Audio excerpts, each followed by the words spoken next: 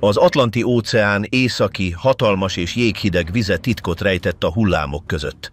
Ez nem egy akármilyen hajó volt. Ez egy acéltömeg volt, ami kitartóan haladt egy olyan cél felé, amit senki sem ismert teljesen. A britek számára nem volt nehéz észrevenni. A jelentések egymás után érkeztek.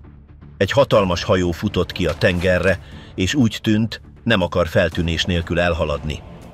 Órákon belül hajók, repülőgépek és radarok kezdtek mozogni mindenfelé. A levegőben feszültség volt. Mindenki tudta, hogy ha ez a dolog eléri a célját, teljesen megváltoztathatja a háború menetét. Eközben a hajó belsejében minden lépés, minden manőver azzal a nyomással történt, hogy bármelyik pillanatban felrobbanhat minden. Ez egy verseny volt az idővel, az ellenséggel és magával a tengerrel. Senki sem volt biztos abban, hogyan fog végződni az egész, de mindenki ugyanazt tudta, meg kell állítani. Vajon ki fogja először megtenni?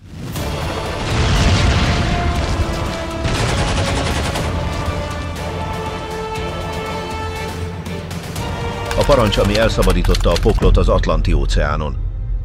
1941. május 23-án kora reggel Günther Lütjens admirális a Bismarck zászlóshajó térképtermében tartózkodott. Előtte egy széles asztal volt, tengeri térképekkel, amelyek Norvégia nyugati partvidékét és az északi Atlanti-óceánt mutatták.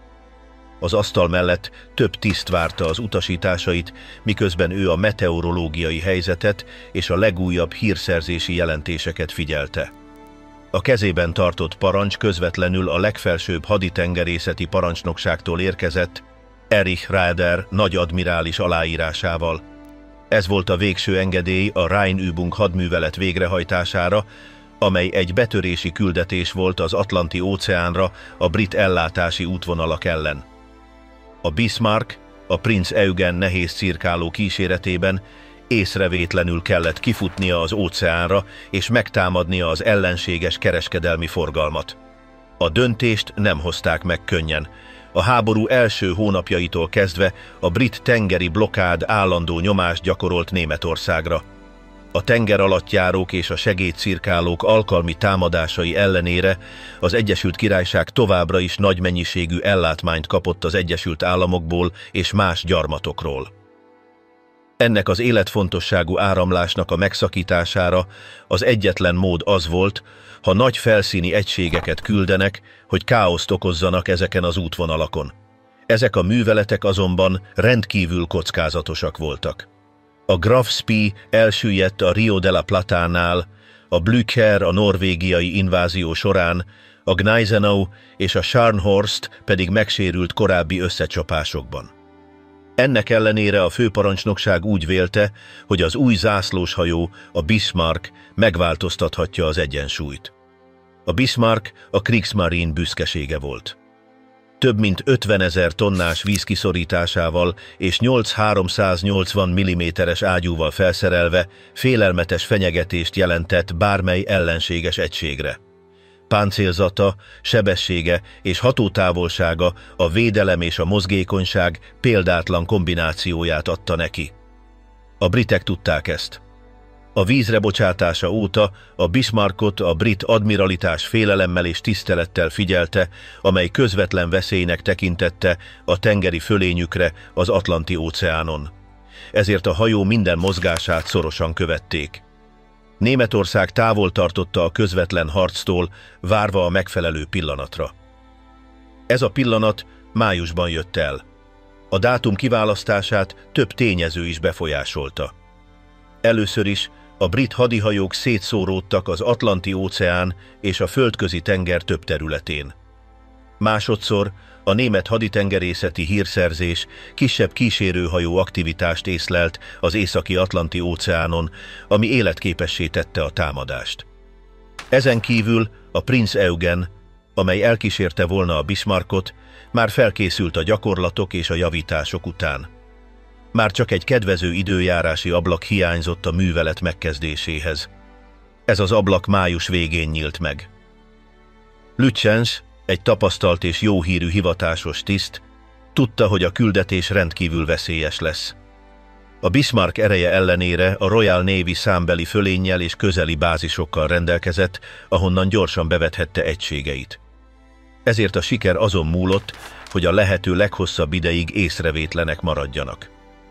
A terv az volt, hogy észak felé hajóznak a Balti-tengeren keresztül, megkerülik Norvégia partjait, majd áthaladnak a Dánia-szoroson, hogy elérjék a nyílt Atlanti-óceánt. Onnan a két hajó szétvált volna, és különböző konvojútvonalakat támadna meg, elkerülve az ellenséges hajórajokkal való összecsapást, ha csak nem volt elkerülhetetlen. Raeder admirális ragaszkodott ahhoz, hogy a küldetés nem közvetlen konfrontáció, hanem egy gazdasági felőrlő hadművelet. A cél az volt, hogy az ellenséget arra kényszerítsék, hogy megerősítse konvojainak kíséretét, ami erőforrásokat vonna el más területekről. Ezen kívül a teher- és tartályhajók elsüllyesztése befolyásolta volna a brit gazdaságot, és rávilágított volna logisztikai rendszerük törékenységére. Bár Lütjensnek voltak fenntartásai a terv életképességével kapcsolatban, elfogadta a parancsot. Az ő szerepe az volt, hogy katonai pontossággal hajtsa végre. Az indulás előtt megbeszélést tartottak a Bismarck és a Prinz Eugen parancsnokaival. Ernst Lindemann kapitány, a Bismarck parancsnoka tapasztalt tengerész volt, akit a legénysége tisztelt. Bízott a hajóban és a képességeiben, de megértette a közelgő események nagyságát is. A megbeszélés során áttekintették a tervezett útvonalakat, az utántöltési pontokat, a rádiókódokat és az összecsapás szabályait. Megállapították, hogy a tüzet csak akkor nyitják meg, ha az ellenség észleli a hajókat, és nincs lehetőség elkerülni őket. Ellenkező esetben a legfontosabb dolog a lopakodás megőrzése volt. A művelet abszolút koordinációt igényelt. Német tengeralattjárókat telepítettek kulcsfontosságú területekre, hogy észleljék a brit mozgásokat és riasszanak a konvojokról. Nagy hatótávolságú felderítő repülőgépeket is használtak volna az ellenségtől mentes útvonalak azonosítására. Mindent óramű pontossággal kellett végezni. Az időjárás azonban kiszámíthatatlan tényező volt. A Dánia-szoros vize alattomos volt, köddel, jéggel és kiszámíthatatlan szelekkel. Ezért a kifutást még a legénység egy része előtt is titokban tartották az utolsó pillanatig. Csak néhányan tudták pontosan a célt és az útvonalat. Az indulás előtti órákban a hangulat a fedélzeten feszült, de fegyelmezett volt. A Bismarck legénységét alaposan kiképezték, és a hajó teljesen fel volt szerelve. A raktárakban több ezer tonna üzemanyag, lőszer, alkatrész és élelmiszer volt. Minden sarkot átvizsgáltak. A motorok tökéletes állapotban voltak, a kommunikációs rendszereket felülvizsgálták, és a tornyokat kalibrálták a harcra. Semmit sem bíztak a véletlenre. A parancsok világosak voltak. Elhagyni Gotenhafent és észrevétlenül elérni a hadműveleti területet. Este felé a Bismarck lassan felhúzta a horgonyát. Az óriási hajócsavarok forogni kezdtek, és a hajó, impozáns és csendes, elvált a mólótól. Mellette a Prinz Eugen is megtette ugyanezt. Ez volt a Rheinübung hadművelet kezdete.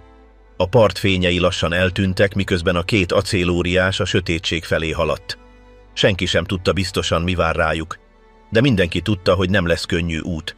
Ez egy olyan küldetés volt, amely megváltoztathatta a háború menetét, vagy katasztrófába torkolhatott. A döntés már megszületett. Azon az éjszakán a Bismarck észak felé hajózott a Balti-tengeren. A rádió abszolút csendben maradt. Csak kódolt optikai jelekkel küldött üzenetek voltak engedélyezettek a hajók között. A köd segített elrejteni a jelenlétüket. A fedélzeten a tengerészek folytatták a rutinjukat, de mindenki tudta, hogy veszélyes területre lépnek. A géptermekben a mérnökök figyelték a kazánok nyomását. A megfigyelő állásokon az őrszemek szünet nélkül figyelték a horizontot. A hídon pedig Lütjens azzal a koncentrációval figyelte a térképeket, mint aki tudja, hogy minden hiba végzetes lehet. A Bismarckot úgy építették, hogy ellenálljon. Az oldalsó páncélzata több mint 300 mm-es acélréteggel rendelkezett, és a rekeszei vízzáró ajtókkal voltak elválasztva, amelyek másodpercek alatt bezárhatók voltak. Fő fegyverzete képes volt 800 kg-os lövedékeket kilőni több mint 30 kilométeres távolságra. Ezen kívül több mint 2100 fős legénységgel rendelkezett, akiket extrém körülmények között való működésre képeztek ki. A haditengerészet története azonban megmutatta, hogy egyetlen hajó sem sebezhetetlen. A tisztek tudták ezt, a britek tudták, és Lütjens is tudta. A hajnal beköszöntével a hajók incidensek nélkül folytatták útjukat.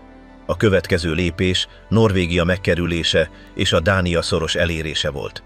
Ha észrevétlenül átjutnának rajta, a nyílt Atlanti-óceánon szabadon működhetnének. De ha felfedezik őket, a Royal Navy minden erejét bevetné, hogy elfogja őket. Kockázatos fogadás volt. A háború kulcsfontosságú pillanatában hozott döntés. És már nem volt visszaút. A legrettegettebb Hitler szörnyeteg fantom kifutása. 1941. május 19-ének hajnalán a német Bismarck csatahajó és a Prinz Eugen nehéz cirkáló készültek elhagyni a Gotenhafen kikötőt, amely a Balti-tenger déli partján található. Az ég borús volt, és finom szitálás esett mindkét hajó fedélzetére. A kikötő fényei ki voltak kapcsolva, és a hangulat csendes volt.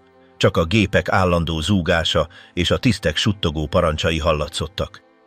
A legénység, amely már napokkal korábban a fedélzeten volt, feszülten várta a művelet kezdetét. Minden készen állt a kifutásra. A Bismarck röviddel hajnali 2 óra előtt beindította a főmotorjait. A hatalmas hajócsavarok lassan forogni kezdtek, miközben a hajó finoman mozogni kezdett. A fedélzeten a tengerészek elfoglalták a helyüket anélkül, hogy sok szót váltottak volna. Tudták, hogy fontos küldetésről van szó, de a pontos részletek nem voltak mindenki számára ismertek. A Prinz Eugen, amely elkísérte az úton, nem messze manőverezett, szinkronizálva mozgásait a csatahajóval. Mindkét hajót aknaszedő hajók kísérték az út első szakaszán, mivel a Balti-tenger még mindig a britek és maga a Kriegsmarine által elhelyezett lebegő aknák területe volt.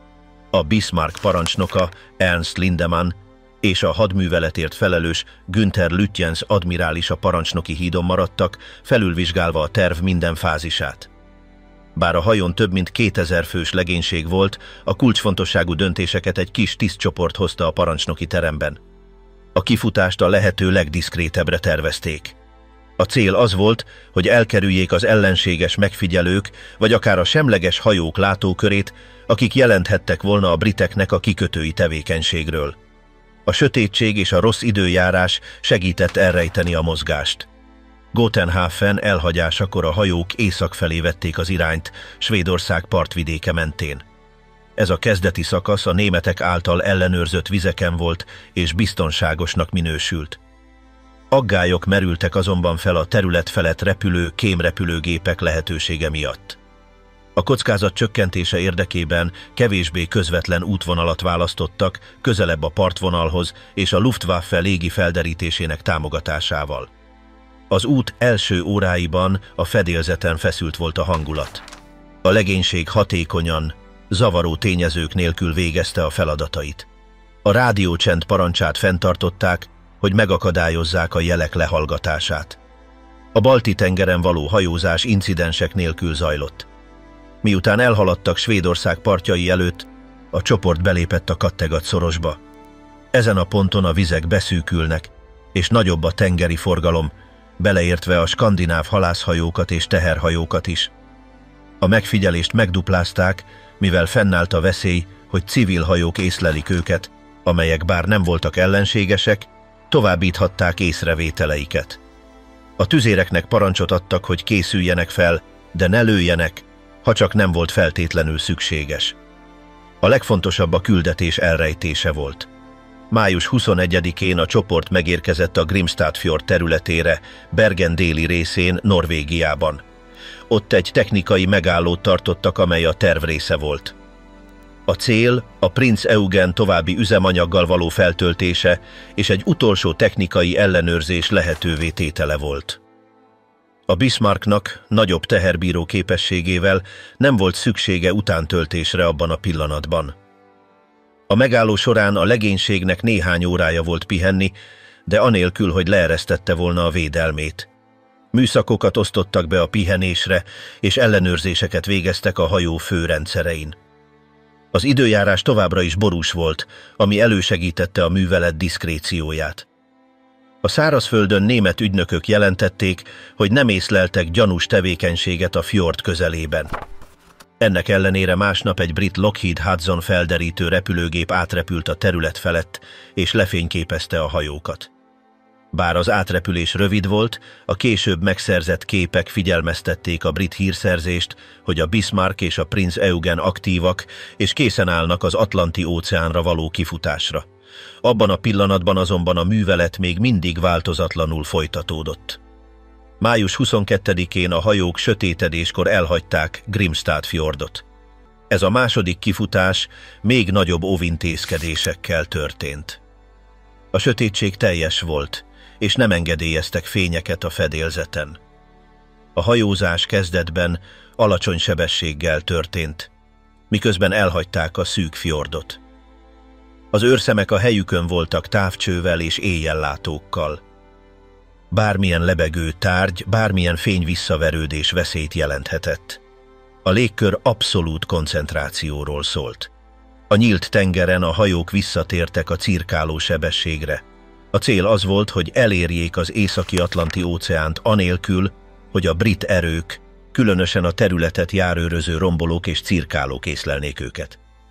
A következő szakasz volt a legkritikusabb. Átkelni a Dánia-szoroson, Grönland és Izland között. Ez az átjáró volt az Északi-tengerről az Atlanti-óceánra vezető kevés hozzáférés egyike, és a Royal Navy folyamatosan figyelte. A németek tudták, hogy a britek általában hajókat tartanak ezen a területen, és a partmenti járő repülőgépek is repülnek a térség felett. Lütjens a kockázat tudatában zárt alakzatot és maximális csendet rendelt el. A radarokat nem használták volna aktívan, hogy elkerüljék a jelek általi lokalizációt, csak közvetlen fenyegetés esetén kapcsolták volna be őket. A szoroson való átkelés során az időjárás romlott. A látótávolság drasztikusan csökkent az alacsony köd és az állandó eső miatt. A nehézségek ellenére ez taktikai előnyt jelentett, mivel megnehezítette a hajók észlelését a levegőből vagy más hajókról. A Bismarck és a Prinz Eugen párhuzamosan hajózott, több száz méterre egymástól, de belső kommunikációval kódolt fények segítségével. A hullámok erőteljesen csapódtak a hajótesteknek, de mindkét hajó pontosan tartotta az irányt. A Bismarck fedélzetén megerősítették a biztonsági intézkedéseket. Szigorú műszakokat állítottak be a pihenésre, a megfigyelésre és a karbantartásra. A radar személyzete folyamatosan figyelte a környezetet, bár csak a passzív berendezésekkel. A tüzérségi kezelők készenlétben voltak, de nem volt szabad tüzet nyitni közvetlen parancs nélkül. Az átkelés több órát vett igénybe, ami alatt a legénység szünet nélkül a helyén maradt. Minden tiszt tudta a feladatát, és ragaszkodott a megállapított tervhez. A koordináció kulcsfontosságú volt. Május 23-ának éjszakáján a csoportnak sikerült incidenstől mentesen átkelnie a szoroson. Nem történt megerősített észlelés az ellenség részéről. A tisztek kissé ellazultak, bár a megfigyelésről nem mondtak le. Ettől a ponttól kezdve hivatalosan is az Északi-Atlanti-óceánon voltak. Sikerült átkelniük a legveszélyesebb ponton anélkül, hogy elfogták volna őket. Ez jelentős operatív eredmény volt. A következő lépés a brit kereskedelmi útvonalak felderítése és a támadások megkezdése lett volna a kereskedelmi flottára az eredeti műveleti utasításoknak megfelelően. Lütjens azonban tudta, hogy a kockázat nem szűnt meg. A sikeres átkelés ellenére fennállt a lehetőség, hogy a brit hírszerzés nyomon követi a mozgásokat. Parancsot adott a harci sebesség fenntartására és az irány enyhe megváltoztatására, hogy megtévesszenek minden lehetséges üldözőt. A Bismarck és a Prinz Eugen között nagyobb távolságot is megállapítottak, mint intézkedés annak valószínűségének csökkentésére, hogy mindkettőt együtt észleljék. A két hajó közötti koordináció továbbra is vizuális jelek és titkosított üzenetek útján történt. Az időjárás az Atlanti-óceánon továbbra is instabil volt. Erős szelek és időszakos esők bonyolították a hajózást. Ez azonban megnehezítette a britek műveleteit is. A Bismarck legénysége rutin feladatokkal, technikai beállításokkal és belső kiképzéssel volt elfoglalva. Bár nem voltak konkrét jelei a veszélynek, senki sem engedte le a védelmét. Az őrszemek továbbra is a helyükön voltak, a radarkezelői minden jelet ellenőriztek, és a tisztek állandóan megbeszéléseket tartottak a helyzet elemzésére. A radar látta meg őket először, így kezdődött az üldözés. Május 23-ának reggelén, nem sokkal 8 óra előtt a brit Suffolk cirkáló a Dánia szoros területén járőrözött. A radarja jeleket gyűjtött a távolból, az ügyeletes tiszt azonnal értesítette a hidat. Ellis kapitány parancsot adott az irány megváltoztatására, a jel eredete felé és a sebesség növelésére. Az ég borús volt és köd volt. A radar segítségével látták, hogy 2 nagy hajó közeledik, de nem volt világos, milyen típusúak voltak. Pontosan 8 órakor a radar kezelője jelentette, hogy a jelek stabilak, és ugyanabba az irányba haladnak, mint a Suffolk. Ez azt jelezte, hogy nagy hajók haladnak állandó sebességgel. Néhány perccel később a hajók egyikének sziluettje láthatóvá vált a ködben. Hatalmas volt, és egyenes árbocai voltak.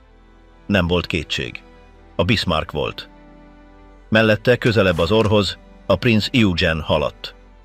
Ellis kapitány rádión tájékoztatta az admiralitást, valamint a Norfolkot, egy másik brit cirkálót, amely a területen járőrözött. A Norfolk Wake Walker altenger nagy parancsnoksága alatt délebre volt. Azonnal megváltoztatta az irányát, hogy elfogja a németeket. A britek tudták, hogy ha hagyják elmenekülni ezeket a hajókat, elérik az Atlanti-óceánt, és észrevétlenül süllyeszthetnek el konvojokat. A Suffolk távolságot tartott. A radarja lehetővé tette, hogy kövesse a németeket anélkül, hogy kockáztatná, hogy elérik őket az ágyúik. A Prince Eugen közelebb volt a Suffolkhoz, mint a Bismarck. A nehéz körülmények ellenére a radar jól működött. Eközben a Norfolk felgyorsult. Reggel 9 órakor a Bismarck és a Prince Eugen látta meg először. A Bismarck 2-szer lőtt. A Norfolk válaszul elfordult, és füstfüggönyt dobott a rejtőzéshez. Nem volt találat. A Norfolk visszavonult, és ettől a pillanattól kezdve folyamatosan kommunikált a Suffolkkal, koordinálva a megfigyelést. A brit admiralitás, miután megkapta a Bismarck helyzetéről szóló információt, gyorsan reagált. A Hood és a Prince of Wales, amelyek Izlandtól nyugatra voltak, parancsot kaptak, hogy haladjanak a németek felé. Más hajóknak is parancsot adtak, hogy stratégiailag helyezkedjenek el, hogy elvágjanak minden menekülési útvonalat. Tovey admirális, a Home Fleet parancsnoka, a King George Tiddetedy fedélzetéről irányította ezeket a manővereket. A Bismarck fedélzetén is megváltozott a helyzet. A legénység megtudta, hogy észrevették őket. Lütjens admirális úgy döntött, hogy nem változtat az eredeti terven. Azt akarta, hogy folytassák a délnyugati irányt, behatoljanak az Atlanti-óceánra és támadják meg a konvojokat. Úgy vélte, hogy az ellenséges cirkálók nem jelentenek azonnali fenyegetést. Ennek ellenére parancsot adott a Prince Eugennek, hogy foglaljon helyet a Bismarck előtt, mivel úgy vélte, hogy radaron lokalizálták őket, és azt akarta, hogy a cirkáló észlelje a ködben rejtőzködő lehetséges fenyegetéseket. Helycsere történt a német hajók között anélkül, hogy a britek észrevették volna. A britek továbbra is rendszeresen jelentettek pozíciókat. Valahányszor a Suffolk vagy a Norfolk látta a Bismarckot, adatokat küldtek. Bár a megsemmisülés veszélye miatt nem tudtak közeledni, a nyomon követési munkájuk kulcsfontosságú volt. A brit haditengerészeti hírszerzés elemezte az összes jelentést, hogy előre jelezze, milyen irányt vehetnek a németek. Megvitatták, hogy a németek megpróbálnak-e nyugat felé kitörni, vagy dél felé manővereznek. A Hood és a Prince of Wales már mozgásban voltak. Mindkettő maximális sebességgel haladt.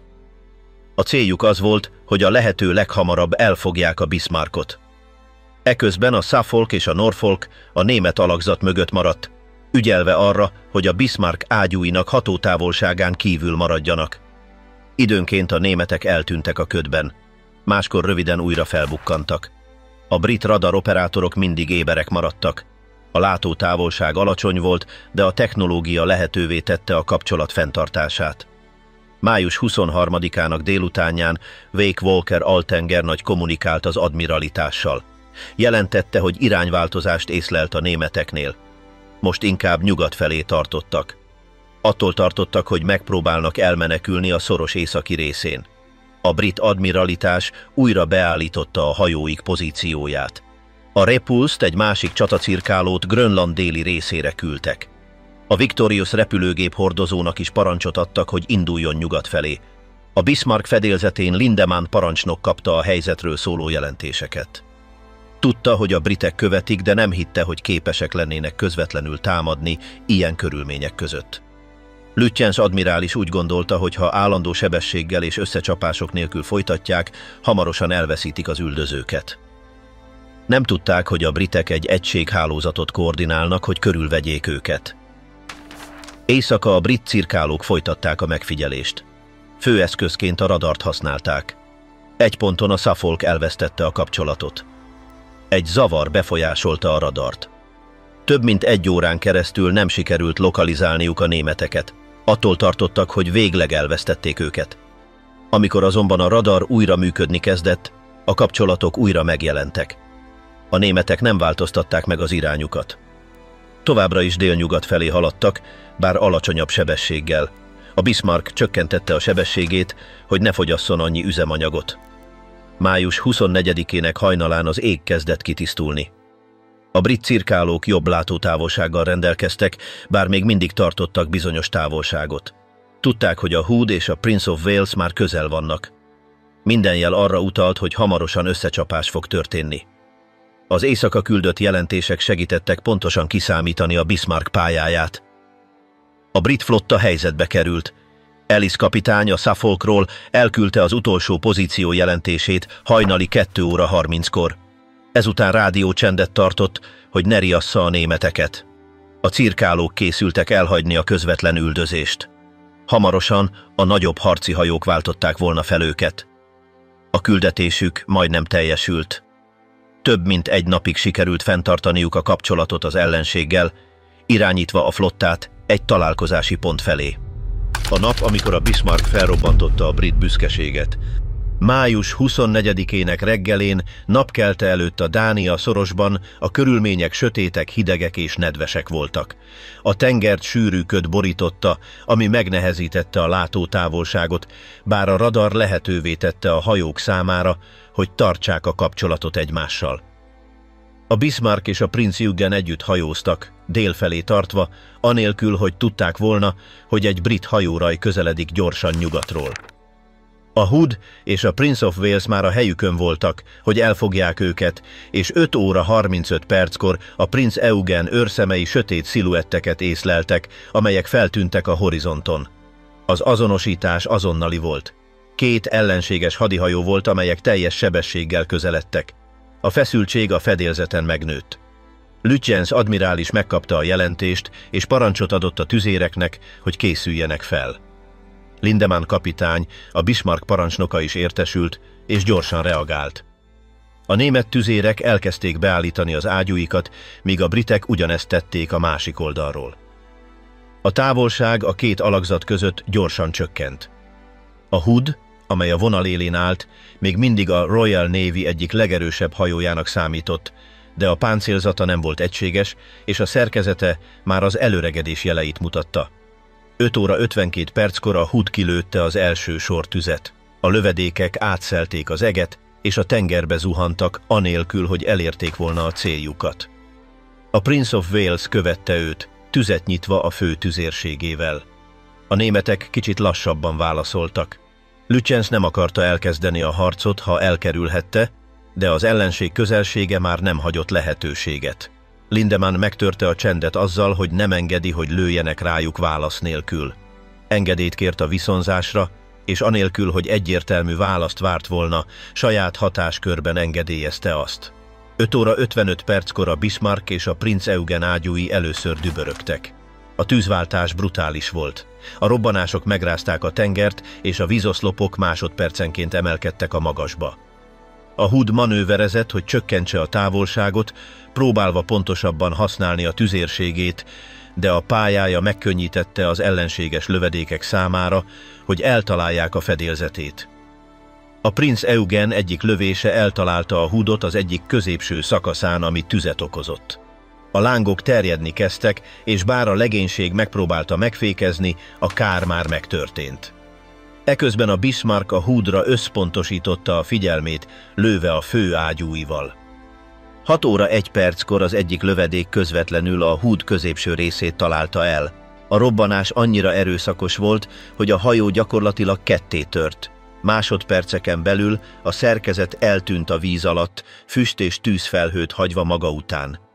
A Prince of Wales, amely közvetlenül mögötte jött, hirtelen manőverezni kényszerült, hogy elkerülje a roncsokat. Az érzelmi hatás azonnali volt. A Hood fedélzetén tartózkodó több mint 1400 ember közül csak 3-an élték túl. A Prince of Wales még mindig sokkos állapotban folytatta a harcot. A lövései pontatlanok voltak, és a legénysége még nem volt elég tapasztalt egy ilyen nagyságú csatához. Több találatot szenvedett el a Bismarcktól, köztük egyet, amely megsemmisítette a parancsnoki híd egy részét. A kár ellenére sikerült a felszínen maradnia, és egy füstfüggöny fedezékében visszavonult. A németek nem üldözték. Lütjens úgy döntött, hogy nem kockáztatja a hajóit, és parancsot adott, hogy tartsák az eredeti irányt. A közvetlen fenyegetést megszüntették, de az összecsapás zaja riasztotta az egész brit flottát. A következő órákban a Hood elsüllyedésének híre elterjedt egész Angliában. A hatás hatalmas volt. A Hood a királyi haditengerészet szimbóluma volt, és a megsemmisülését pótolhatatlan veszteségnek tekintették. A brit főparancsnokság teljes mozgósítást rendelt el. Minden elérhető hajónak csatlakoznia kellett a Bismarck elleni vadászathoz. Ettől a ponttól kezdve a művelet nem elfogó járőrözés volt, hanem egy hatalmas üldözés. A prioritás az volt, hogy minden áron megtalálják és megsemmisítsék a német hajót. A Bismarck fedélzetén a hangulat feszült, de kontrollált volt. A legénység ünnepelte a győzelmet, de a tisztek tudták, hogy most szünet nélkül üldözni fogják őket. A hajó károkat szenvedett. A Prince of Wales egyik lövedéke átszúrt egy üzemanyagtartályt, ami jelentős szivárgást okozott. Bár a szerkezeti kár nem veszélyeztette a harcképességet, korlátozta az út hatótávolságát. Rezgéseket is észleltek az egyik hajócsavarban, bár nem tudták, hogy súlyos kár vagy egyszerű egyensúlyhiány. Lütjens meg volt győződve arról, hogy a prioritás a kijelölt hadműveleti terület felé való folytatás. Úgy vélte, hogy sebesség és elkerülő manőverek alkalmazásával elkerülhetik a brit erőket. A műszaki tisztek azonban javasolták, hogy fontoljanak meg egy kitérőt a javítások elvégzésére. Lindemann kapitány azt javasolta, hogy keressenek egy kikötőt a francia partvidéken, ahol támogatást kaphatnának. A berlini kommunikáció felerősödött, és megvitatták a lehetséges menekülési útvonalakat. A helyzet kényes volt. Bár éppen most értek el egy jelentős győzelmet, a valóságos kockázata annak, hogy egyre növekvő ellenséges flotta csapdájába esnek. Eközben a brit parancsnokságon az erőket átrendezték az egész Atlanti-óceánon. Felderítő repülőgépek, cirkálók, rombolók és csatahajók új parancsokat kaptak. Tovey admirális átszervezte a flottáját, és prioritásként kezelte a Bismarck elfogását, mielőtt az elérné a biztonságos területet. A brit haditengerészet nem engedhette meg magának egy újabb vereséget. A Hood elsüllyesztése nem csak a haditengerészeti presztízst, hanem az egész ország morálját is kockára tette. A következő órákban a Bismarck és a Prinz Eugen tovább hajóztak. A tenger továbbra is alacsony felhőkkel és korlátozott látótávolsággal volt borítva.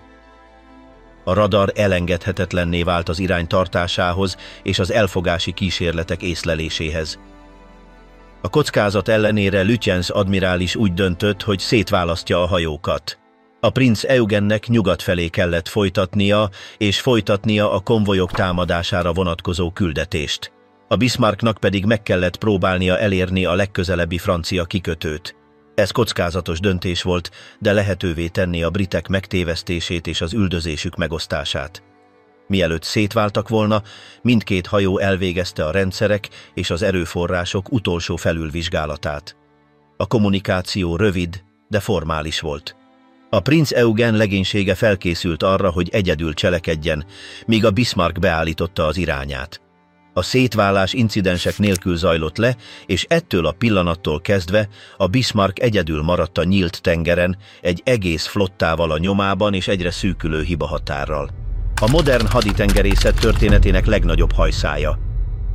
Az első percek a szorosban zajló tűzharc után kaotikusak voltak. A Prince of Wales hídján zűrzavar uralkodott, miközben a legénység próbálta kijavítani az ellenséges lövedékek okozta károkat. A brit hajó több komoly találatot kapott, és tűzereje ellenére sem volt optimális állapotban a harc folytatásához. Kapitánya úgy döntött, irányt változtat, eltávolodva a Bismarcktól és a Prince Eugentől, amelyek együtt hajóztak tovább. Ebben a pillanatban a németek nem üldözték a briteket. Ehelyett Lütjens admirális tartotta a kitűzött irányt, anélkül, hogy megváltoztatta volna az általános tervét. Eközben Londonban az admiralitás gyorsan reagált.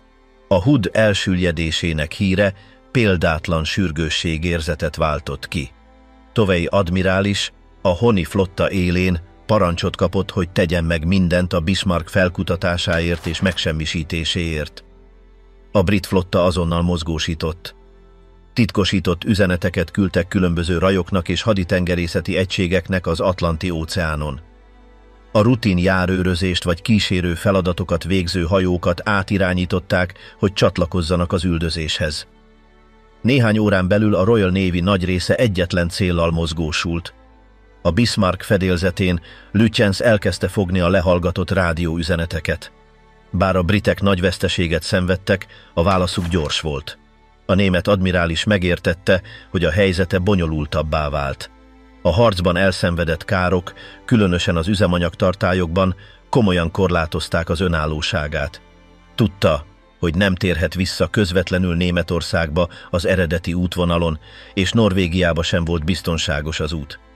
Az új körülmények tudatában Lütjens közölte Berlinnel a terv megváltoztatásáról szóló döntését. Ahelyett, hogy folytatná útját a közép-atlanti térség felé, úgy döntött, menedéket keres egy német ellenőrzés alatt álló francia kikötőben. A német haditengerészeti főparancsnokság, miután megkapta ezt az információt, támogatta a döntést.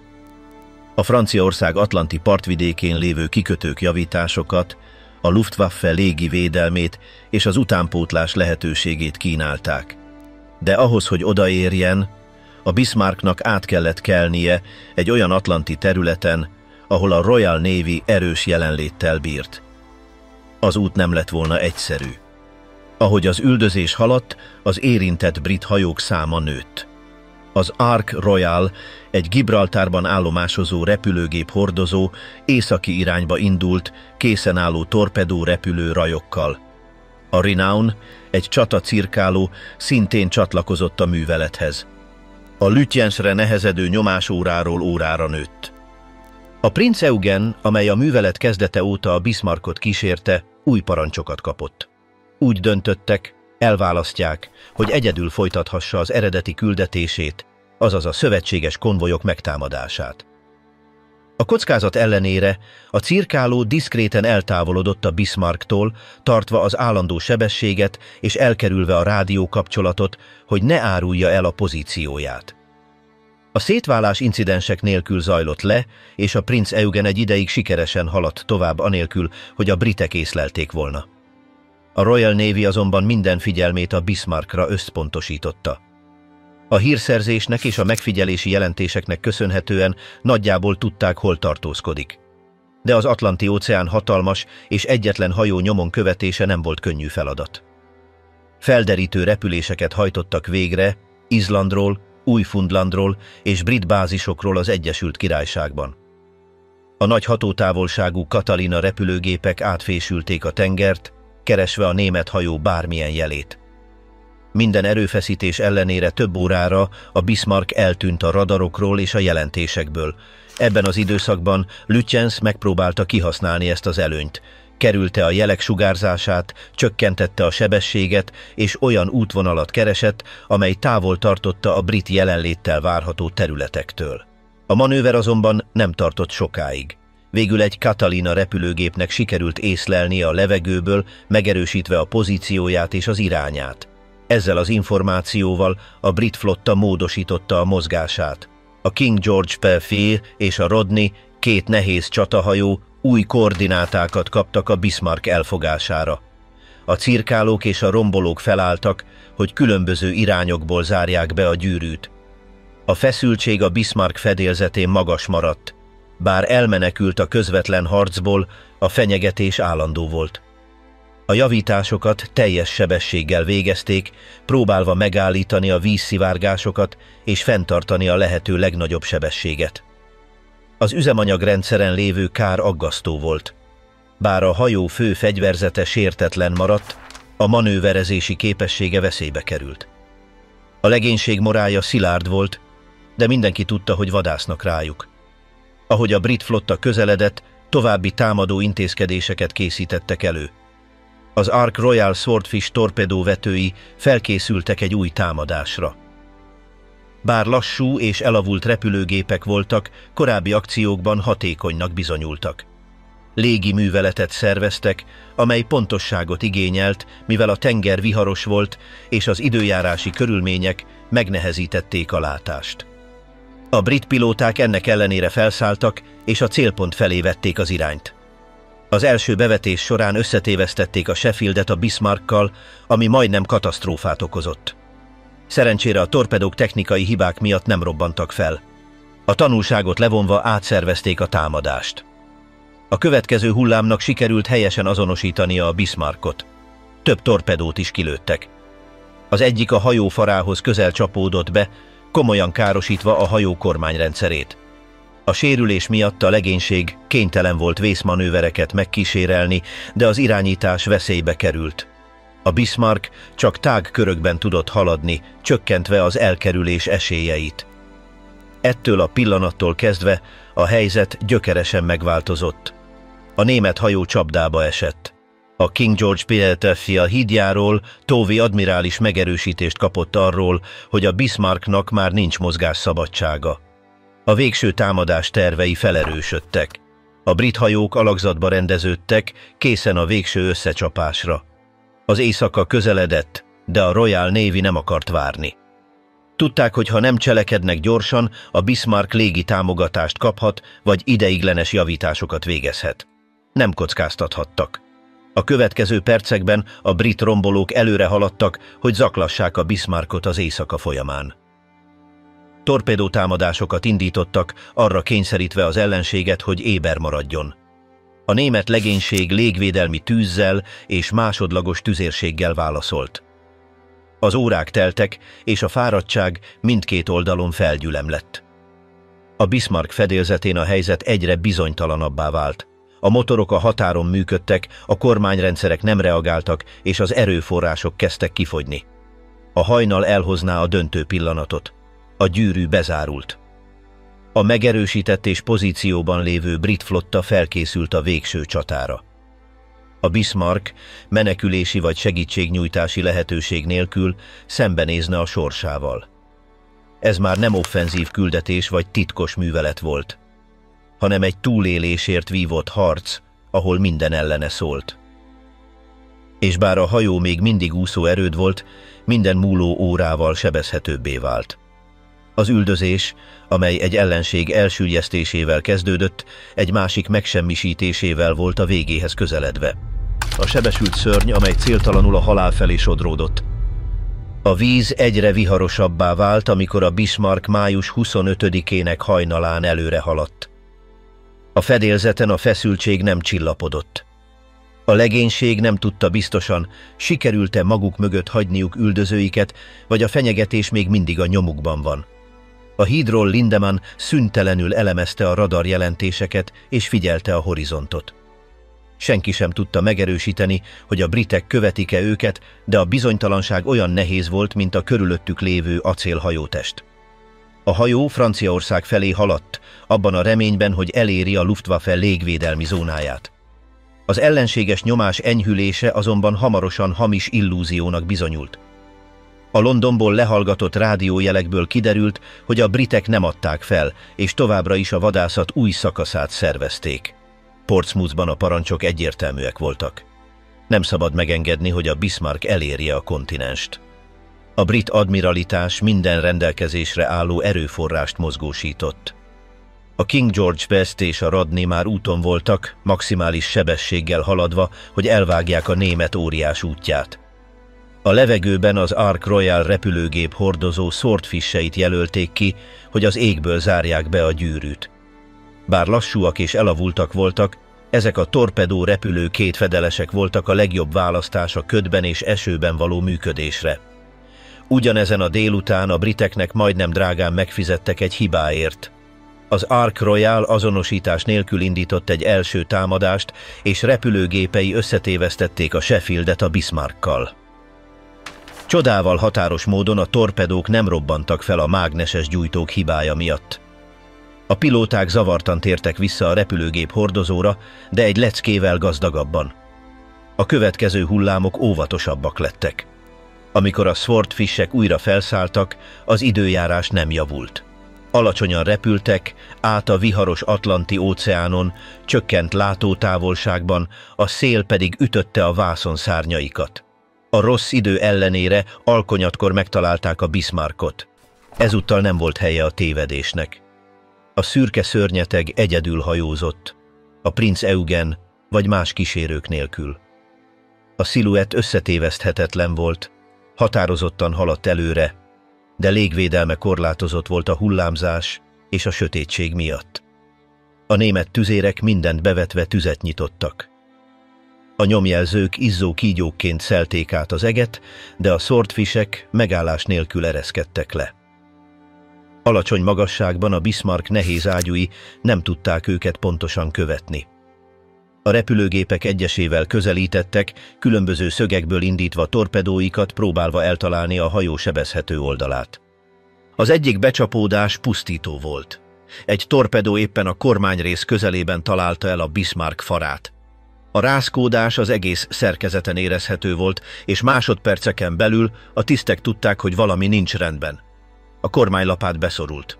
A hajó akaratlanul elkezdett jobbra fordulni. A mérnökök a hátsó rekeszekhez rohantak, hogy ellenőrizzék a károkat, de hamarosan nyilvánvalóvá vált, hogy a sérülés kritikus. A hajó elvesztette manőverezési képességét. Ettől a pillanattól kezdve a Bismarck útja már nem a parancsnokain múlott. A hajó lassú körökben forgott, anélkül, hogy korrigálni tudta volna az irányát. Megpróbálták a motorok erejével kompenzálni, az egyik oldalon szabályozva a hajócsavarok sebességét, de a hatás korlátozott volt. Saját útvonalukon rekedtek, sebezhetően, kitéve az ellenséges támadásoknak, valós elkerülési lehetőség nélkül. Lindemann kapitány és Lütjens admirális megőrizték a nyugalmukat. A sérülés ellenére parancsot adtak, hogy a hajó folytassa a haladást a lehető legnagyobb sebességgel, abban a reményben, hogy az általános irány közelebb viszi a francia partokhoz. A fedélzeten a szerelők versenyt futottak az idővel, próbáltak hozzáférni a kormányszerkezethez, amely teljesen el volt árasztva. A beáramló víz lehetetlenné tette a tényleges javítást. Az éjszaka folyamán a legénység feszült órákat élt át.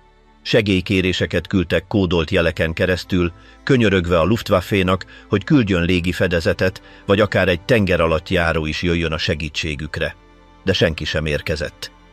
A rádió az ellenséges kommunikáció töredékeit fogta. A britek tudták, hogy a Bismarck sérült, és nem akarták hagyni, hogy elmeneküljön.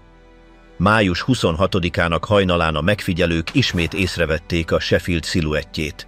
A britek közel voltak, és minden múló óra egy lépéssel közelebb volt a végső harchoz. Az időjárás továbbra is felhős volt, de ez nem akadályozta meg a Swordfish-eket abban, hogy egy újabb támadássorozatot indítsanak, hogy a Bismarck ne szerezze vissza a kormánylapát feletti uralmat. A hajó fedélzete megtelt fémhulladékkal, füsttel és repeszdarabokkal. A parancsnoki hídon Lütjens üzenetet továbbított a német haditengerészeti főparancsnokságnak. Az utolsó lövedékig harcolni fogunk. A csatahajó becsületét meg fogjuk védeni. A tisztek tudták, mit jelent ez. Nem volt lehetséges a megmenekülés, és minden döntést az idő nyeréséért vagy az elkerülhetetlen elhalasztásáért hoztak. A francia partok elérésének lehetősége minden mérfölddel halványult. Ahogy a nap haladt, a légitámadások egyre szórványosabbá váltak. Az időjárás korlátozta a műveleteket, de nem állította meg a brit hajók mozgását. A Rodney és a King George viszont már csak néhány órára voltak, felkészülve egy közvetlen támadásra. A Royal Navy nem akart kockázatot vállalni, túl sokat szenvedtek a Hood elsüllyedése miatt, és ez volt a bosszú lehetősége. A német tisztek megszervezték a személyzetet az utolsó órákra. Fegyvereket osztottak szét a tengerészek között, felülvizsgálták a harcállásokat és lezárták a nem létfontosságú rekeszeket. Néhányan a legénység tagjai közül gyors leveleket vagy jegyzeteket írtak. Tudták, hogy nem lesz mentés. A hangulat komor volt, de nem kaotikus. Sok tengerész fegyelmezetten cselekedett, ragaszkodva a feladataihoz, mintha ez megváltoztathatná a közeledő sorsukat. Május 26-áról 27-ére virradó éjszaka a Bismarck egyedül hajózott, enyhén forogva, a saját útjának valódi irányítása nélkül. A radarok közeli jeleket mutattak. A végső csataórákon belül megkezdődött. A következő hajnal tüzet, acélt és egy olyan óriás utolsó ellenállását hozta el, amely már nem tudott elmenekülni. A britek arra készültek, hogy befejezzék, amit elkezdtek, és ezúttal nem hagynak helyet a hibának. Keresztűz, amíg az acélszörnyet el nem süllyesztik. A hajnal első fényei alig pirkadtak a horizonton, amikor a brit flotta pozícióba állt, hogy szembeszálljon az ellenséges csatahajóval. A King George Vincent és a Rodney lassan előre haladtak nyugat felől, keresve a legjobb távolságot a támadás megkezdéséhez. Abban az órában az ég szürke volt, és a hullámok lassan mozdultak, de a feszültség állandó volt. A Bismarck még mindig a vízen volt, bár sérülten, várva az elkerülhetetlent. A Rodney fedélzetén a tengerészek utoljára ellenőrizték pozícióikat, miközben a fő ágyúk lassan emelkedtek. Amikor kiadták a tűzparancsot, az első sortüzek átszelték az eget. A robbanásokat kilométerekre is hallani lehetett. A német oldalon a tüzérek igyekeztek megőrizni a nyugalmukat. A Bismarck, bár hátrányban volt, válaszolt a fő löveg tornyaival, próbálva eltalálni ellenfeleit. Azonban az előző sérülések miatt rögzített iránya könnyű célponttá tette. A Rodney első lövéssorozata közel esett, de nem talált közvetlenül. A King George Filletti is csatlakozott egy lövedékzáporral, amelyek elkezdtek becsapódni a német csatahajó hajótestébe. A Bismarck felső szerkezeteit gyorsan eltalálták. Fémdarabok repültek szét a levegőben. A becsapódások ellenére a hajó kitartott. A német legénység a helyén maradt, még akkor is, amikor az ellenséges tűz egyre pontosabbá vált. A Bismarck parancsnoki hídján a kommunikáció nehézzé vált. Az antennák megsemmisültek, és a parancsokat kiabálva vagy kézjelekkel adták. A megfigyelő tornyot eltalálták, és több tiszt meghalt. A hajó mégis folytatta a tüzelést, bár kisebb ritmusban. A másodlagos ágyúk már nem működtek, és az egyik fő lövegtorony is harcképtelenné vált. A tűz elkezdett terjedni a fedélzeteken. A távolból a Norfolk és a Dorsetshire figyelték a harc alakulását. Közepes ágyúik is tüzet nyitottak. A kisebb méretű lövedékek is hozzájárultak az általános pusztításhoz. A káosz közepette a Rodneyról indított torpedó eltalálta a csatahajó oldalát. A robbanás rést nyitott a vízvonal alatt. A víz gyorsan elkezdett beáramlani az alsó rekeszekbe. A szivattyúk nem működtek megfelelően, és a kármentesítés minimális volt. A Bismarck legénysége tudta, hogy a vég közel van. Néhányan védettebb területekre menekültek, mások a tengerbe ugrottak, bár a vizek hidegek és hullámzóak voltak. A hajó elkezdett megdőlni. A felső fedélzeteket füst és lángok borították. A britek tovább tüzeltek, A Rodney újabb sortüzet indított, ami közvetlenül a hajótest közepét találta el, további belső robbanásokat okozva. A King George fején tartotta a folyamatos tüzelési ritmust, felváltva a far és orrrészt találva el. A Rodney egyik utolsó lövedéke megsemmisítette a kormányrendszer maradékát. A német hajó már nem tudott fordulni vagy irányt korrigálni. A megmaradt lövegtornyok pontatlanul tüzeltek. Ezen a ponton néhány német tiszt felvetette, hogy önként elsüllyesztik a hajót, hogy elkerüljék a zsákmányul ejtését. A döntést gyorsan meghozták. Parancsot adtak robbanó töltetek elhelyezésére a hajó kulcsfontosságú pontjain. A technikusok gyorsan dolgoztak, miközben a szerkezet szétesett körülöttük. A füst annyira sűrű volt, hogy a többi hajóról csak árnyak és lángnyelvek látszottak. Reggel 9-kor a csatahajó lassan süllyedni kezdett a fara felől. A víz már nagy részben ellepte a hátsó fedélzetet. A hajócsavarok rövid időre felbukkantak, mielőtt eltűntek volna. Ahogy a hajótest jobban megdőlt, a belső robbanások folytatódtak. A Dorsetshire közelebb ment, és 2 torpedót lőtt ki, hogy felgyorsítsa a süllyedést. Az egyik a hajó közepét találta el, ami nagy robbanást okozott. Ahogy a Bismarck alá merült, néhány matróznak sikerült messze úsznia a hajótól, bár sokakat a hajótest szívóhatása húzott magával. A lángok tovább égtek az előső részen, még akkor is, amikor a far már a víz alatt volt. Reggel 10-kor már csak roncsok lebegtek a vízen. Fadarabok, ruhák, hálók, gépészeti alkatrészek. A tenger felszínét törmelék borította. A Dorsetshire és a Maori mentési műveleteket kezdtek. Csónakokat engedtek le és megpróbálták begyűjteni a túlélőket, akik az óceán közepén lebegtek. Azonban a körülmények nehézek voltak. A tenger viharos volt, és néhány férfi elsüllyedt, mielőtt elérték volna őket. Összesen kevesebb, mint 120 tengerészt mentettek ki. Több mint 2000 nem élte túl. Néhányan a sérüléseikbe haltak bele, mások a robbanásba, sokan hipotermiába. A britek felfüggesztették a mentést, amikor német tengeralattjárók jelenlétét jelentették a környéken. A King George Pieltin fedélzetén a hangulat ünnepélyes volt. Bár sikerült elsüllyeszteni az ellenséges csatahajót, az elvesztett életek száma megdöbbentő volt. A kapitány jelentést tett az admiralitásnak az eredményről, beleértve a süllyedés vizuális megerősítését is. Fényképeket kezdtek készíteni a hajókról, hogy rögzítsék az eseményt. A képeken a füstoszlop eloszlása és a lebegő roncsok látszottak. A Royal Navy jelentéseiben az összecsapást döntő akcióként írták le. Kiemelték az egységek közötti együttműködést, a haditengerészeti tűz pontosságát és a torpedók hatását.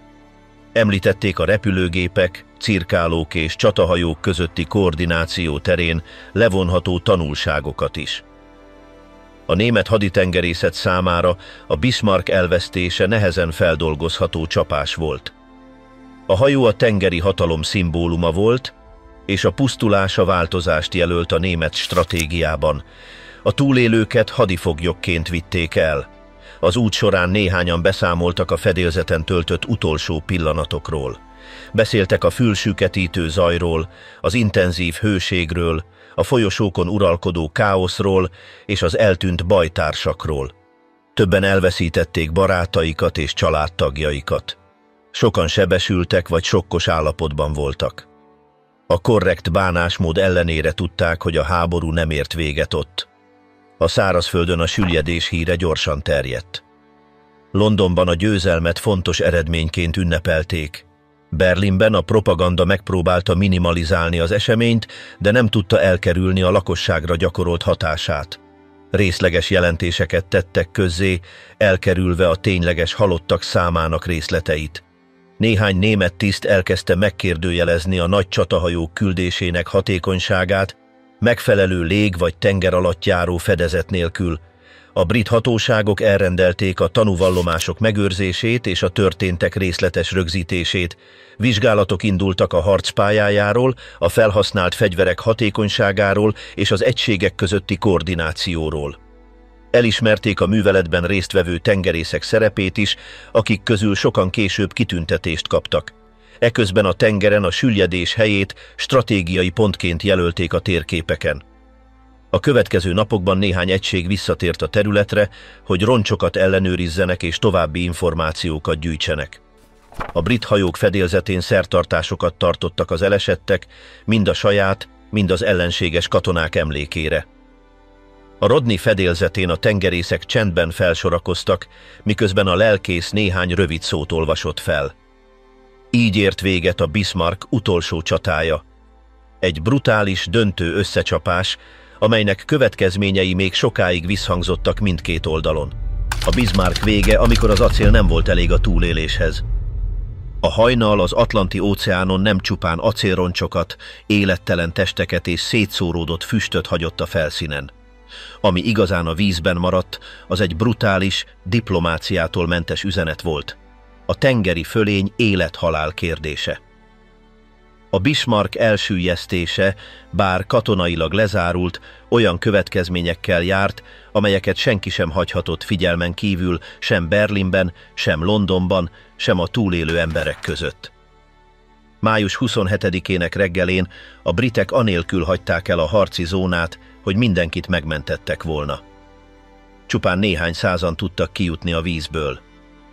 Több mint 2000-en maradtak a felszín alatt. A Bismarck tengerészeinek nagy része nem az ellenséges tűzben halt meg, hanem a fulladásban vagy a kihűlésben, a viharos és hideg tenger közepén. Csak mintegy 150 embert mentettek ki. A legtöbben soha többé nem látták a szárazföldet.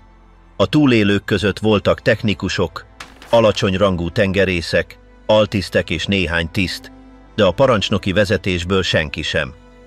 Lütjens admirális a parancsnoki híddal együtt tűnt el. Günther Lütjens, akit a német sajtó a döntésképesség és a professzionalizmus szimbólumaként mutatott be, tragikus alakként végezte, hajójával együtt eltemetve. A náci propaganda később mártírt csinált belőle. A másik oldalon Lindemann kapitány is meghalt. Néhány szemtanú azt állította, hogy megpróbálta megszervezni az evakuálást, vagy akár azt, hogy saját akaratából akarta hajóval a mélybe menni. Senki sem tudta teljesen megerősíteni. A Kriegsmarine számára a csapás pusztító volt. Az, hogy az első nagy operatív küldetésén elvesztették a zászlós hajójukat, megalázó volt. A német hatóságok megpróbálták irányítani a narratívát. Berlinben Goebbels hőstettként mutatta be az eseményt, kiemelve a Hood elsüllyesztését és a Bismarck ellenállását a végsőkig. De a valóságot lehetetlen volt elkendőzni. A német haditengerészet legerősebb fegyvere elveszett, anélkül, hogy sikerült volna elérnie a brit ellátási vonalak elvágásának stratégiai célját. A német főparancsnokság azonnal felülvizsgálta a haditengerészeti stratégiáját. A felszíni egységeket háttérbe szorították. A Tirpitz, a Scharnhorst és a Gneisenau csatahajók kikötőben maradtak, vagy nagyon korlátozott műveleteket hajtottak végre. Ettől a pillanattól kezdve az erőfeszítések a tenger alatt járó háborúra összpontosultak. Az U-bótok, amelyeket sokkal nehezebb volt felderíteni, és hatékonyabbak voltak a konvojok zaklatásában, az atlanti offenzíva tengelyévé váltak. A Bismarck katasztrófája megerősítette, hogy a nagy hajók nem tudnak légitámogatás vagy állandó fedezet nélkül működni. A királyi haditengerészet meggyőzően bizonyította ezt. Az Egyesült Királyságban a hírt megkönnyebbüléssel fogadták.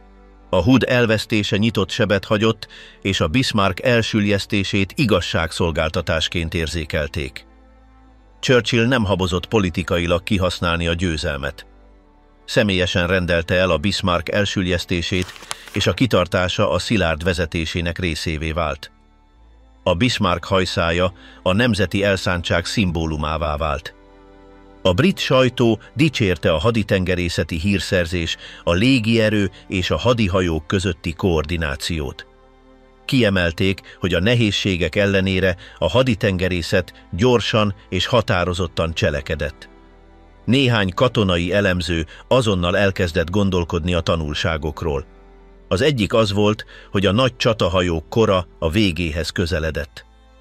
A páncélzatuk és tűzerejük ellenére egyetlen torpedó is elég volt ahhoz, hogy a Bismarckot manőverező képesség nélkül hagyja.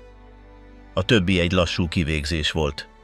A repülőgép hordozók hasznosabbnak bizonyultak ebben a forgatókönyvben, lehetővé téve a nagy távolságból történő támadásokat és a nagyobb rugalmasságot. A tengeri háború megváltozott, és a Bismarck elsüllyesztése világossá tette ezt. A túlélők vallomásait a britek a későbbi kihallgatások során gyűjtötték össze. Sokan a félelemről, a harc alatti káoszról és arról a pillanatról beszéltek, amikor a hajó elkezdett megdőlni.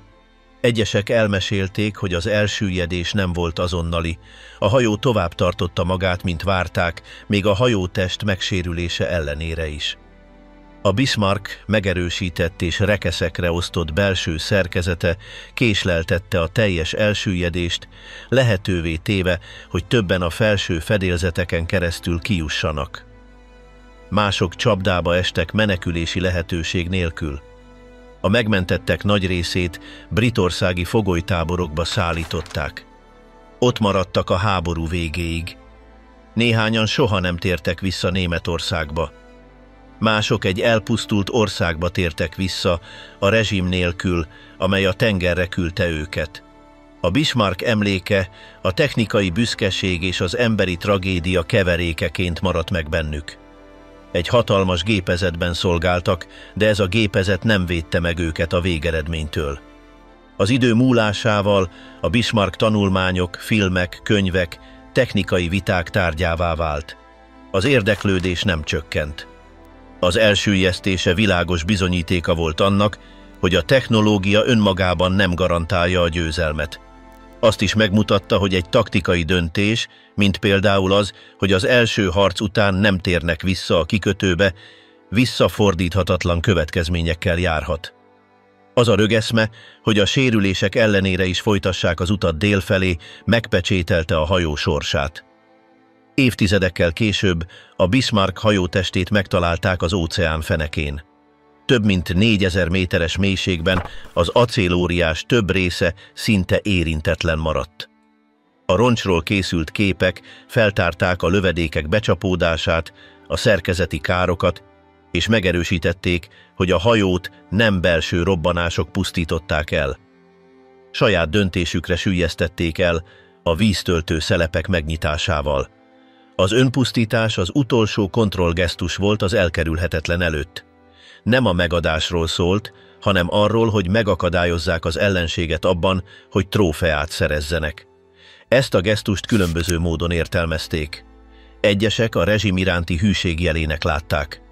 Mások egy haditengerészeti hagyománynak, amely az önkéntes elsüllyedést részesítette előnyben a zsákmányul esés helyett. Minden esetre egy korszak végét jelentette. A Bismarck volt az utolsó német csatahajó, amelyet ilyen ambícióval építettek. Soha többé nem próbáltak meg hasonlót.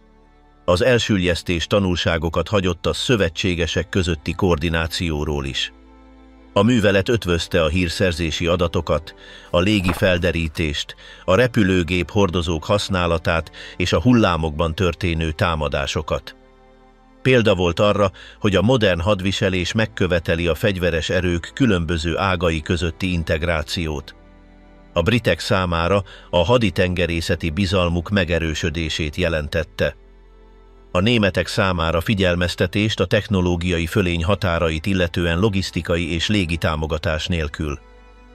A Bismarckra nem csak mint egy hadihajóra emlékeztek, hanem a sikertelen stratégiai döntések, a rosszul használt technikai büszkeség és az atlanti konfliktus brutalitásának szimbólumaként is. A története nem csupán egy hajóé, hanem azoké a férfiaké, akik a fedélzetén szolgáltak, üldözték és elsüllyesztették. Az 50 000 tonnás szörny ott maradt, a hideg vizek alatt, csendben belülről szétszerelve, de még mindig impozánsan. A tengerfenéken lévő fém sziluettje továbbra is a múlt visszhangja. Nincs sír vagy emlékmű, amely egyenlő lenne a jelenlétével. Csak az óceán őrzi a teljes történetét.